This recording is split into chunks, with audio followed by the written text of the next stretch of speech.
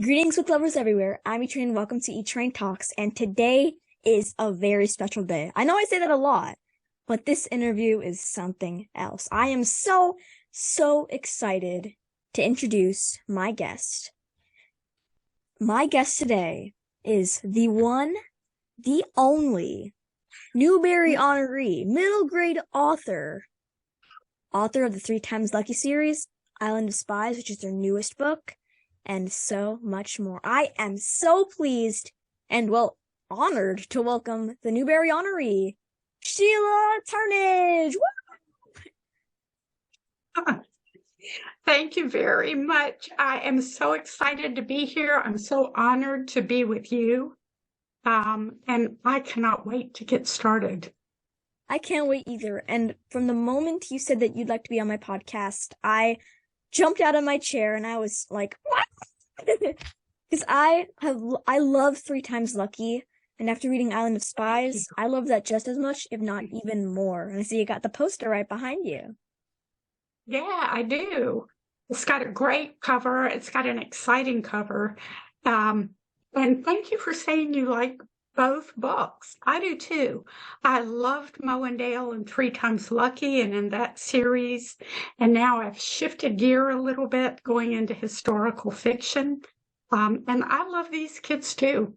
So thanks for saying that. Thank you for your enthusiasm. Well, this is something that you said. You said that you shifted gears, and you most certainly did, going from kind of contemporary middle grade mystery fiction to, historical fiction. Island of Spies is set at Hatteras Island with the dime novel kids, and I'm just so interested to know what compelled you to kind of move from contemporary to historical fiction and on a very famous place like Hatteras Island. Yeah, Hatteras Island is a super famous place. People go there today to vacation, and of course they have a wonderful national seashore there.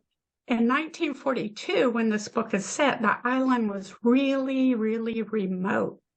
There were no bridges connecting the island to the mainland, so you could come across on a boat or you could be born there. And that's just about the only 2 ways to get to Hatteras Island. I decided I wanted to make the shift into historical fiction because Hatteras has such a spectacular World War II history, and it is a history very few people know anything about. And so I really wanted the people of Hatteras Island to have the credit for living through that era and for experiencing all of those things. So that was one thing that really made me want to write this book. Not many people know this, but in World War II, everybody knows the Japanese attacked Pearl Harbor. Okay, that's in the West. Everybody was looking in the West in America going, oh, what's going to happen to us next? Well, while everybody was looking to the West, Japan's ally, Nazi Germany, attacked from the east. They sent their U-boats to the coast, to the East Coast, because of the very, very important trade lanes, ships, and they started sinking ships. Hatteras Island was the best hunting for those U-boats because of the way the currents interact there. The waters are so famously dangerous. That's the graveyard of the Atlantic. And so in this book, based on the true history of Hatteras, the novel kids, Stick Lawson, an artist named Rain, and a Boy Scout named Neb, come together to try to solve a great mystery of that time, with all of these ships going down, with these U-boats secretly offshore because the government classified the information. They didn't want people on the mainland to panic. They were on their own. And there were rumors of spies going up and down the coast, spies being put ashore from these U-boats. And so the dime novel kids take on this huge mystery as people come onto the island. Who are the spies? Who are not the spies? Who's dangerous? Who's safe? And what can we do? What can 3 kids do to keep their home and the people they love safe in such a dangerous situation. So I love history. I love mystery. This book has both of them interwoven, and it was a joy to write. This whole story of Three Times Lucky, the 3 books that you have in it, they were such a treat to read. And Oh, thank you. And you actually wrote them in Tupelo Landing, which is where you live. So, can you share why you decided to write your book in, I guess, a place that you know and love so well? And also, what were there any challenges, and what's kind of different? Because Tupelo Landing is loosely based on where you live. What are the differences? Well, there are differences between Tupelo Landing and the place that I actually live. But what I tried to do was capture the flavor of where I live, the tempo of where I live, the humor of where I live. You know, humor always has a certain rhythm and a certain grace. And so there are many components of where I live in Tupelo Landing. I live in eastern North Carolina, just outside a really small town like Tupelo Landing. All of the scenery and the way the rivers move and the way the earth is shaped here that you read in Three Times Lucky and in the other Mowendale mysteries, those are all accurate replicas of where I live. Writing about a place that you live in offers a lot of advantages. And they have to do with detail in particular. You know, when you're writing a book, so much detail goes into everything. Of course, it goes into the description. That's what makes the description pop to life is like a certain detail about a certain building or a certain place. But what details should it be? Details are also critical because detail, the description, controls the flow of dialogue. Not many people think about that, but that's a wonderful way to control the flow of dialogue. And so, for instance, if I was in my office, I live way out in town in an old house, and if I was upstairs working on my book in my office, and suddenly I needed a really specific detail, all I had to do was go outside and look and see, for instance, the way a trumpet vine climbs up the wall of a barn. And I could just write that down and bring it and put it into place. So that's a great advantage of writing about where you live. With the Island of Spies, on the other hand, Hatteras Island is probably 3 hours from my house, and I love to visit. I go every chance I can get, because who wouldn't? Yeah. But you know, so when I would go to Hatteras Island, I would collect details often. I just walk around taking photographs and also writing out details that I could use later in the book. Have you always wanted to be a published author, or did this kind of dream develop when you were older? You know what? I realized that I was an author when I was in first grade. Wow. I know it sounds hard to believe, but it's absolutely true. I was in first grade, and already I loved to read. I just loved books. And you know, we would have our little reading groups and stuff, and I just thought, man, this is the best thing ever. So it was a really important day. I was in first grade, and there was a super important historical event, and that was that first American was going to blast into space. That's how old I am. First American blasting into space. So one of the parents brought a new invention called a portable television into our classroom and set it up for us, and we all watched this event unfold. And then my teacher went up to the board and she raised a map up. It was a map on rollers. She raised it up, and there were all of these vocabulary words on the board. And she said, write a story. It was the first story I'd ever written. I had that weird paper that they use in first grade, that tan paper with the light blue lines on it. It had a fat pencil. It had the vocabulary words up on the board.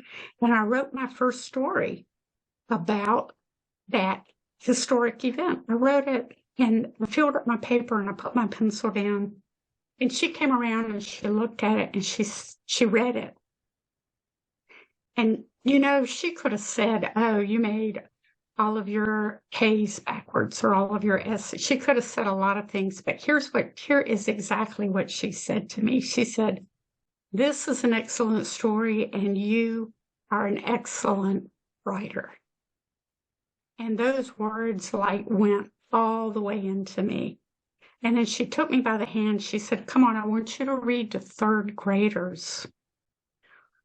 Third graders. I was terrified of third graders because they were so big. But I went in there, I stood up in front of third graders, and I read my story. And I remember looking out and thinking, this is working. These people are listening to me. They're experiencing what I experienced because of my story. And when I turned around and walked back to first grade with my teacher, I remember thinking, this is it for me. I'm a writer. This is what I am. This is what I do.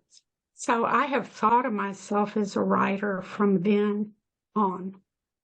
And it's because of the words of that one teacher. She changed the projection of my life in that moment. Well, that's just another reason why teachers are the best, and they really change our lives, and that's not an exaggeration, especially from your story. And I can't imagine being in first grade and hearing those words from a teacher. They would have just made me smile from ear to ear. And to think that those two sentences inspired your whole career in the future, just amazing to think about. And those aha moments, usually I hear from people who it took me years and years, but those aha moments are some of the most amazing and interesting to hear. It was so important in my life, and I have worked consistently gaining skill as I went along and gaining experience, but that was the beginning. That was the impetus. And that gave me the confidence and the heart to keep going. So, I owe my first grade teacher, her name was Agnes Full of Love. And I owe her a lot. And I actually got to call her one time and thank her for that moment. So your protagonists are the dime novel kids, Rain, Stick, right. and Nev. So they were inspired to go on their detective work from the dime novel books. And they even wrote a letter to the FBI, who haven't yet responded, but I'm sure they will. Right. And I'm curious, were the dime novels, were they inspired by one of your favorite childhood book series? The dime novels are an interesting thing. Dime novels were real books. Oh. They were popular from the late 1800s through the early 1900s and into the 40s. And there were these inexpensive little paperbacks that you could buy for a dime. They were called dime novels. They cost a dime. You get them, you read them. They were not fabulous literature. Let's say that. They were written for entertainment. They were detective stories. They were romances. But people ate them up. And our heroes, Stick, Neb, and Rain, they can get them at the store there on the island. And so they have them and they read them. This is how they learn about detective work. This is how they learn about what it's like on the mainland, because the mainland was so different from the islands in the 40s. The mainland had developed, they had electricity everywhere, not on the islands. So it was really like reading about a different world for the dime novel kids. And so they patterned their business on these dime novels. And that's why they call themselves the dime novel kids. That is so. Most of the most of the information that they would have, that the dime novel kids would have, might come over the radio. They didn't have television. They would have movies down in one village on the island that they could go to if they could afford it. But there just wasn't that flow of information. So that's why the dime novels were so important to them. And my next question for you is, on your website, you shared that you have always been surrounded by stories. Your family always told stories. And I'm curious to know if any of the stories that you heard as a kid kind of inspired characters in the future in your Island of Spies or Three Times Lucky series? Mm-hmm. You know, I am so lucky because I did grow up surrounded by storytellers, and they were wonderful storytellers. I'm quite a bit older than you are, I could venture to say. And so when I was a child, especially before we had air conditioning here in North Carolina, which it is hot here in North Carolina in the summer, people would sit out on their porches, and usually in the dark, but you don't want to attract the mosquitoes. So people would sit outside and tell stories to amuse each other and entertain each other. And I was a little girl, and I would sit and I would listen to my aunts and uncles and my grandparents and my parents tell these stories. Some of the stories do stick with me, the detail of the story or the excitement of the story, like my great aunt Seba riding her pony across a raging hurricane stream as a building collapsed behind her.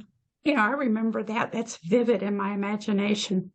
But really, the important thing that I got from that experience is listening to the flow of those stories and listening to the structure, listening to the way the humor unfolded, and just listening to the grace of those stories.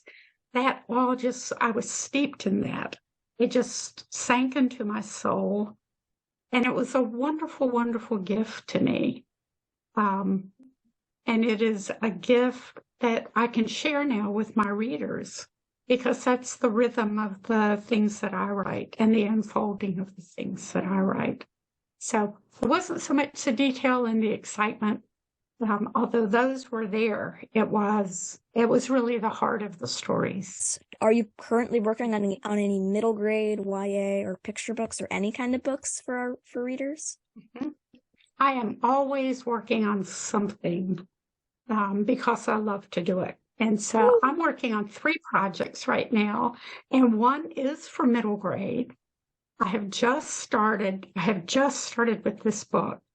And so I'm batting ideas around with my editors. I know it's set in North Carolina because I love to write about a place that I know and a place that I love. It is centered around a library. And I don't really want to tell you any more than that. And I'll tell you why. It's because I'm not sure of it yet. Everything is developing. I'm writing character sketches. I'm eavesdropping.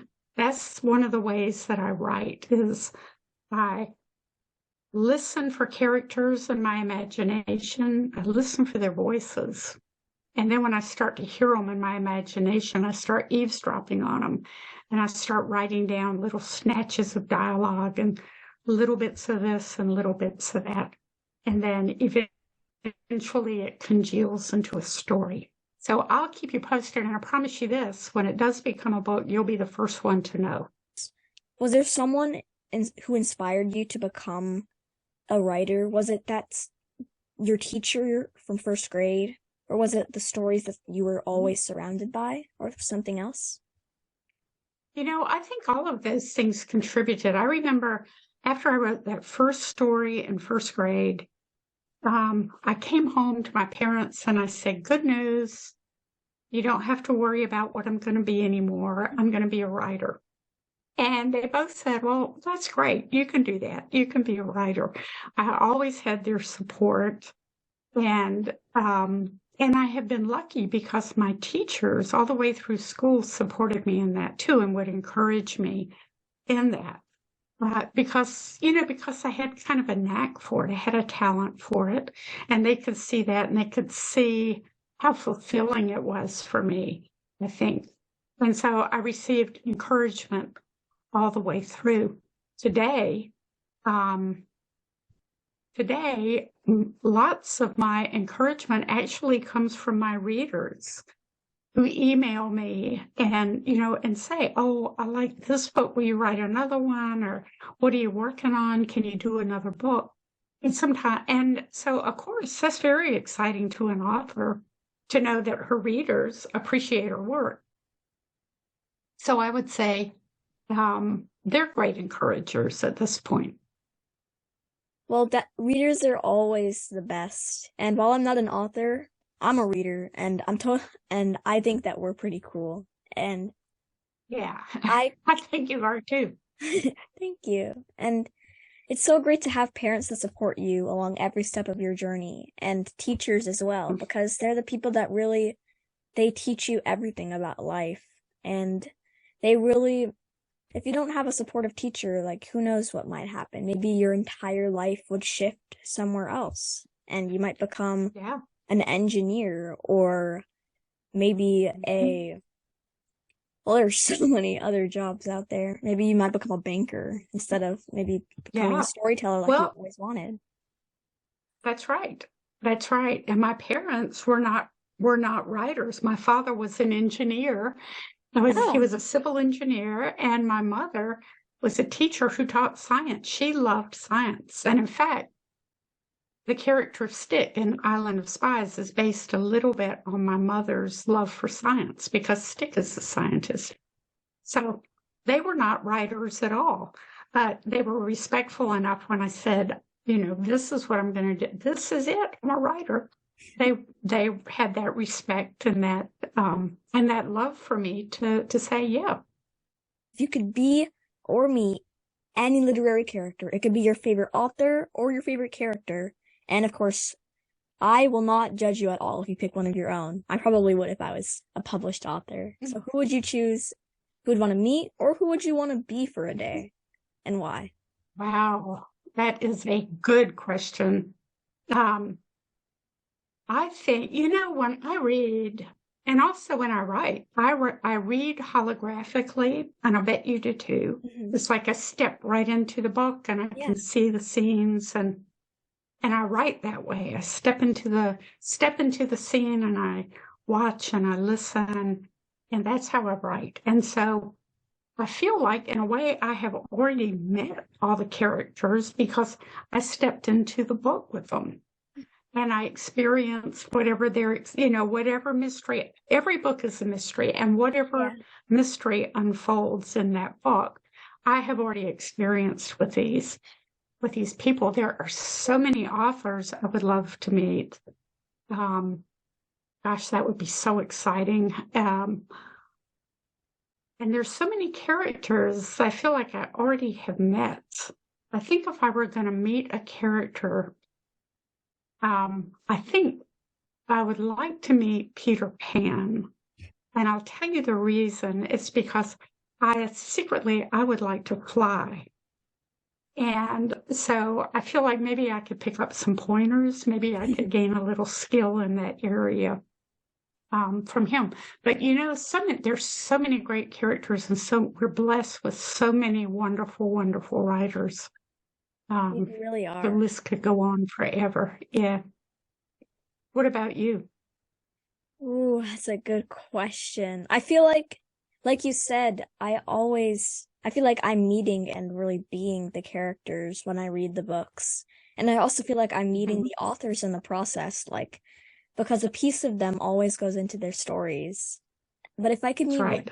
character, hmm, I think, and I'm not just saying this, I think I would want to meet Stick and work on some of his experiments with him, and also Mhm. go and all the dime novel kids, because their mysteries are so, because what's going on in their minds, I really want to keep following. And see where their journey takes them, and maybe they might be a part of the FBI or CIA or detectives in any kind, working on any kind of case in the future. And that's not, I'm not just saying that because you're here. I love the dime novel kids. They're so great. Oh, well, thank you. I love them too. And I love the way they're so different and they fit together so well. You know, Rain is such a talented artist. She's almost a visionary artist. And stick with her work. People think science isn't imaginative, but science is some of the most imaginative work there is. And then Neb, you know, with his kind of quirky Boy Scoutism, it's so interesting to me how they're so different and how they fit together so well and how their combined strengths propel them forward. Whereas one of them alone maybe wouldn't be able to quite get there, but together they get it done. And my next question is sadly my final question as well. It's a question I'm asking everybody I interview in January with the new year upon us. What's your New Year's resolution, whether it's writing or something else? Well, you know, I'm always writing, so I don't really have to resolve to do that. Yeah. I cannot imagine how impoverished my life would feel if I were not writing. So I'm always writing. My resolution for this year is simply to have more fun. I think after a pandemic, we all need more fun. And, you know, I know we still have to be careful in the ways that we have to be careful and mindful in the ways we have to be mindful. But I am resolving definitely more fun and more joy moving forward. I love that. That's my New Year's resolution as well. Oh, is it? Excellent. There are so many resolutions, and I feel like this year I want my resolution to not end after February. I want to keep on going. And I think that I just want to have a lot of fun because, like you said, with the pandemic and being stuck inside, you couldn't really do anything. You couldn't see your friends. And now that everything's opening back up, there's so much more fun we can have. And I know I read a lot already, but I always say I want to read even more than the last year. That's my resolution every year. And there's so much great middle grade. And as I'm getting older, I'm also dabbling into younger YA, so there's so many more stories to discover and so many new characters to follow. I know, it's exciting, isn't it? It is. Yeah. And thank you just so much for joining me today, Sheila. It has been an honor, and it's been a lot of fun talking with you. Your books are amazing, and your personality is too. And everybody, let's give Sheila a round of applause. Your answers were very insightful, and it was just a blast to talk with you and learn more about what goes on in the mind of a Newbery Honoree who writes such awesome characters that I want to keep on reading about every single day. Well, thank you. I have loved it. I've loved every minute of this. I love meeting you, and I think you do spectacular work. Thank you. And I'm honored to be a part of it. Well, I'm honored you could be a part of my work, and I can't wait for what comes next in the Sheila Turnage middle grade writing world. And to all of you, read these books. They are so good. You're gonna love every single second of them. And also, keep on reading everything. Keep on having fun. And stay safe. And have a great day, everybody. Bye.